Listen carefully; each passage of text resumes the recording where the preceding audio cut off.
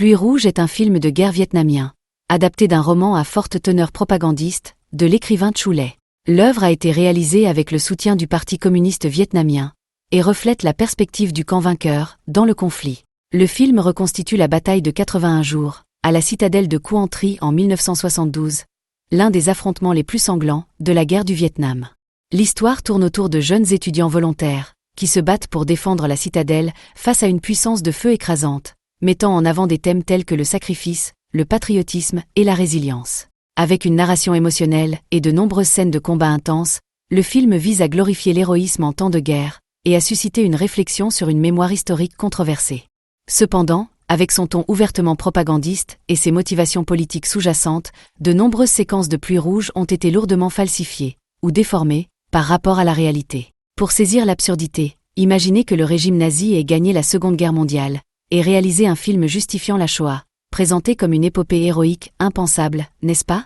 Heureusement, de nombreux témoins oculaires, des deux côtés, nord et sud, sont encore en vie, et des documents historiques ont été préservés par des organes de presse indépendants. Afin de distinguer clairement la fiction de la réalité, nous présentons ici les points de vue de 3 témoins directs. Chu Le, auteur de Pluie rouge, a servi comme commando dans la périphérie de Saigon avant 1975. Il n'a pas participé à la bataille de Quang Tri en 1972, ce qui soulève de nombreuses interrogations quant à l'authenticité de sa reconstitution des événements.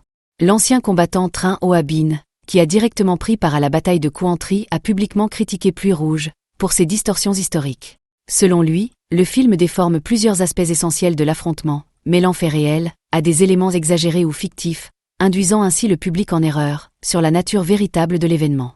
L'ancien commandant Le Cang Lien, ex-major des marines de la République du Vietnam, a dirigé une compagnie lors de l'opération de reconquête de la citadelle de Quang Tri. Son témoignage contredit totalement le scénario romancé présenté dans le film. Temps et lieu, la déformation autour de la citadelle de Quang Tri. Dans le film Pluie rouge, la bataille est présentée comme si elle s'était déroulée à l'intérieur de la citadelle de Quang Tri dès le début. Mais, selon plusieurs témoins, cette reconstitution est totalement contraire à la réalité historique. L'ancien combattant Trin Hoa Binh a publiquement rectifié cette version. Cela est fondamentalement erroné sur le plan historique, tant dans le déroulement de la bataille que dans la description du système de tunnel.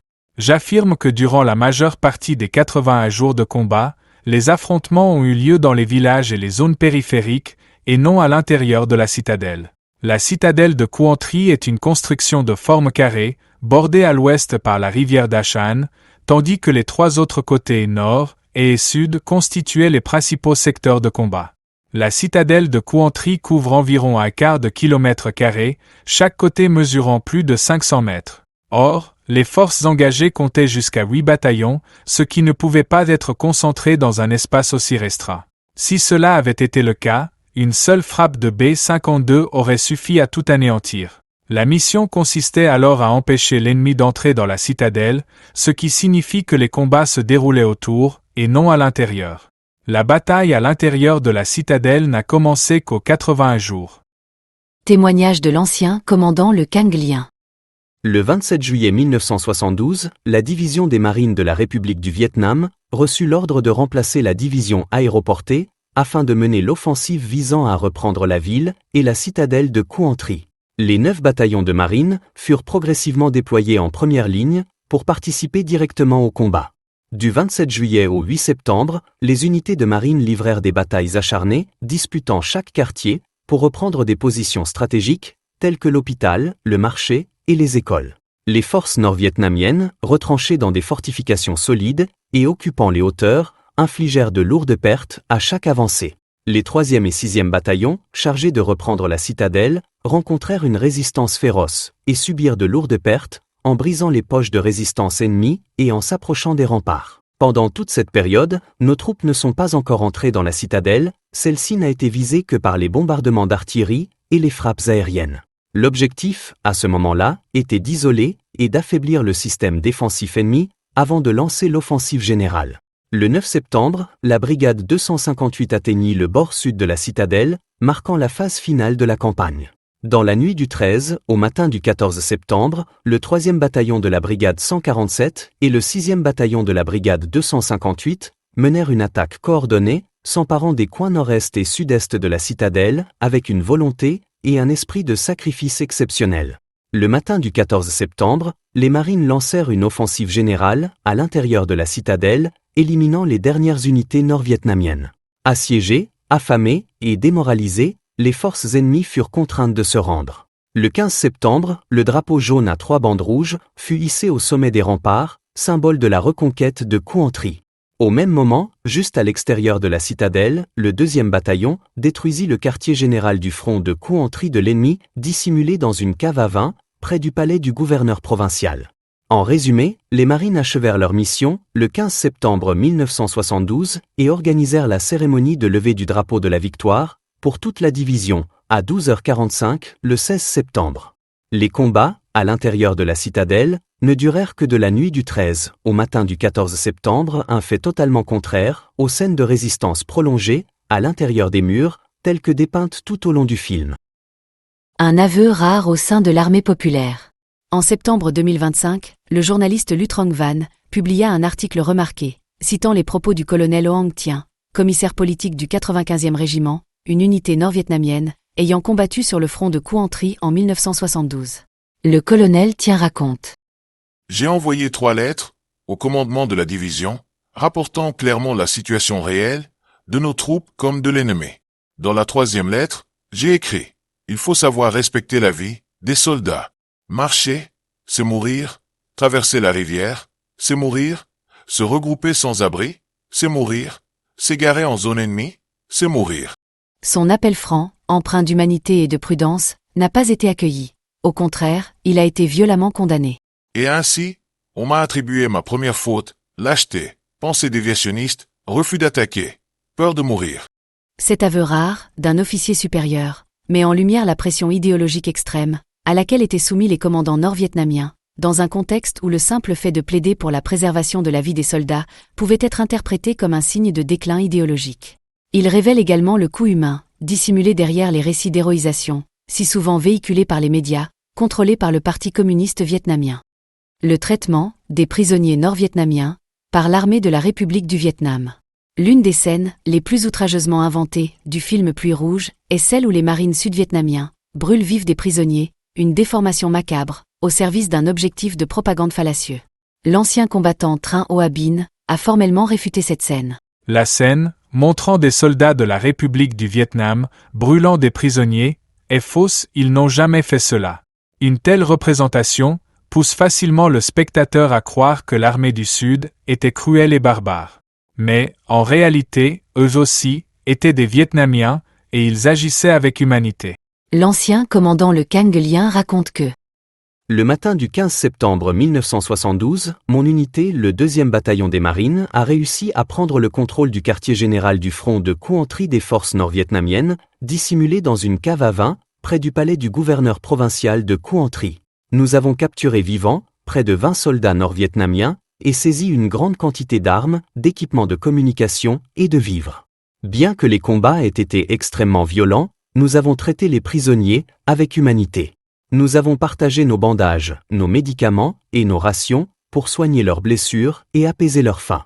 La plupart d'entre eux n'avaient qu'un peu plus de 20 ans, étaient maigres, paniqués et profondément angoissés.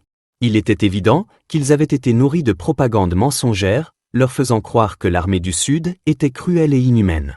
En tant que Sud-Vietnamiens, nous avons été élevés dans un esprit d'humanité, hérité de nos traditions ancestrales et des idéaux démocratiques du monde libre. Nous croyons en la sacralité de la vie humaine, même celle de l'ennemi. En tant qu'officiers des marines, nous respections strictement les règles de conduite. Maltraiter les prisonniers était inacceptable, car cela violait à la fois le code militaire et les lois de la République du Vietnam. Le lieutenant de section Vu Duy Hien, de la 3e compagnie, 3e bataillon, brigade 147 des marines, a plus tard raconté que ces soldats avaient rencontré plusieurs soldats nord-vietnamiens, si affamés qu'ils en étaient venus à supplier pour obtenir de la nourriture, et qu'ils leur en avaient donné immédiatement, sans la moindre hésitation. Il affirme. Sur le champ de bataille, au milieu du chaos des combats, tuer est parfois inévitable, tirer trop lentement, c'est mourir. Mais, une fois que l'adversaire a déposé les armes, il devient prisonnier, il n'est plus une cible. Le traiter avec humanité est un devoir, non une exception. De plus, la République du Vietnam avait depuis longtemps institutionnalisé ce principe, à travers le programme Shuwa, lancé en 1963, et poursuivi jusqu'en 1975. Cette initiative d'amnistie et de ralliement a permis à plus de 200 000 anciens combattants communistes de réintégrer la vie civile. De nombreux prisonniers, capturés par mon unité de la ligne de Maïchan, jusqu'au palais du gouverneur provincial appartenaient à des unités d'élite, telles que le 66e régiment de la 304e division, le 101e régiment de la 325e division, le 48e régiment de la 320B, et le régiment Trieuaï. Le fait qu'ils aient survécu, et puissent témoigner, constitue une preuve vivante du traitement humain qu'ils ont reçu de la part des marines de la République du Vietnam. Ce témoignage est parfaitement conforme à la politique officielle de l'armée de la République du Vietnam, qui respectait la Convention de Genève sur le traitement des prisonniers de guerre et interdisait strictement toute forme de mauvais traitement. Toute violation était passible de poursuites judiciaires et de condamnations publiques.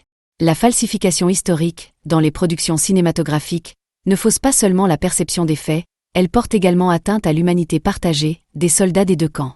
Il est peut-être temps de présenter la vérité de manière claire et méthodique, afin de comprendre pourquoi ce roman de propagande mensonger cherche à réécrire l'histoire, sous le masque trompeur du patriotisme. Réflexion sur la guerre et la vérité historique. La bataille de Couentry fut une offensive lancée par le Nord, contre le Sud, justifiée sous le slogan de la réunification nationale. Pourtant, cette action violait les accords de Genève, qui stipulaient que le 17e parallèle constituait une frontière temporaire.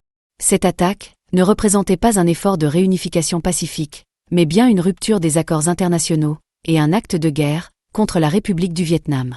Si l'armée de la République du Vietnam avait réellement été cruelle, pourquoi la population fuyait-elle systématiquement vers ses lignes de défense, lors des combats ? Bataille après bataille, les civils cherchaient la protection des forces sud-vietnamiennes, preuve qu'ils fuyaient quelque chose de bien plus terrifiant. Leurs actes en disent bien plus que n'importe quelle propagande. Le patriotisme et l'endurance ne peuvent effacer l'exode. Les sacrifices des soldats du Nord sont souvent glorifiés comme héroïques, mais cela n'explique pas pourquoi des millions de Vietnamiens, civils, anciens militaires de la République du Vietnam et même des cadres communistes ralliés, ont choisi de quitter le pays après 1975. Si le Vietnam post-conflit était réellement un pays de paix et de justice, pourquoi tant de gens ont-ils risqué leur vie pour fuir et chercher la liberté ? Pluie rouge est un produit de propagande du camp victorieux. Bien qu'ayant remporté la guerre, le Parti communiste vietnamien poursuit une campagne culturelle et idéologique visant à effacer l'héritage de la République du Vietnam. Le roman et son adaptation cinématographique montrent que le conflit ne s'est pas terminé. Il s'est simplement déplacé vers le champ de bataille de la mémoire et de la conscience populaire, sans intention réelle de réconciliation historique. La République du Vietnam vit toujours dans le cœur du peuple. Le drapeau jaune, à 3 bandes rouges, demeure un symbole sacré pour des millions de personnes dans la diaspora vietnamienne. Bien qu'interdit au Vietnam, il reste présent dans les foyers, les communautés et les cœurs vietnamiens, à travers le monde, preuve que l'histoire ne peut être effacée par le cinéma. Conclusion. Un avertissement à propos de Pluie rouge. Ceux qui ont été témoins de la bataille de Couentry en 1972 savent que Pluie rouge, adapté d'un roman de propagande, regorge de fiction et de déformation. Cela soulève une question grave. Quel est le véritable objectif d'un film fortement soutenu par le Parti communiste vietnamien ? À qui s'adresse-t-il ? Pluie rouge semble délibérément conçu pour la génération née après la guerre, élevée sous le régime communiste, souvent exposée à un seul système de propagande, contrôlé par le parti. Il vise aussi un public émotionnellement vulnérable, peu formé à l'esprit critique, prompt à accepter des récits tragiques, comme s'ils étaient des vérités historiques. Lorsque l'émotion prend le pas sur la raison, le spectateur devient facilement captif d'images enjolivées, au lieu de chercher la vérité. Cette stratégie n'est pas de l'éducation, mais une technique de conditionnement idéologique. En jouant sur l'émotion, plutôt que sur les preuves, Pluie rouge devient un outil efficace pour réécrire l'histoire dans l'esprit des générations futures. Au lieu de promouvoir la pensée indépendante ou l'étude rigoureuse de l'histoire, le film étouffe la réflexion critique et entrave le processus de réconciliation. Au lieu d'ouvrir un espace de dialogue, il risque de figer la mémoire collective dans une seule direction. Une direction qui étouffe l'esprit d'ouverture et renforce la soumission idéologique. Il est temps de rendre la vérité à l'histoire, non par des scènes dramatisées, mais par les faits, les témoignages et la conscience humaine.